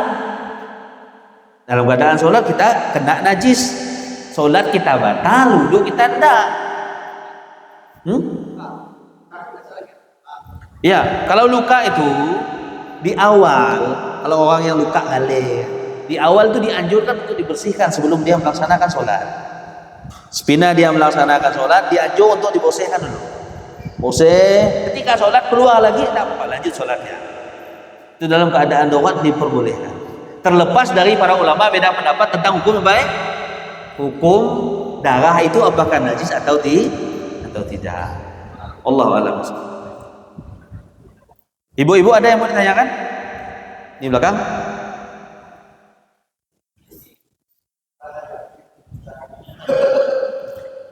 Yang depan tuh masih ada pertanyaan? Kalau selesai, ini kita praktek. Dikilah aja. Ya, cukup ya berarti ya. Alhamdulillah kita kejar materinya selesai. Ya, sebagai gambaran besar bagaimana tata cara wudhu ya dan sunnah-sunnah wudhu. Baik, kita cukupkan sampai di sini. Kita tutup dengan doa kafaratul majelis. Subhanakallahumma wa bihamdika asyhadu an la ilaha illa anta astaghfiruka wa atubu ilaik. Assalamualaikum warahmatullahi wabarakatuh. Ngopi dulu lah.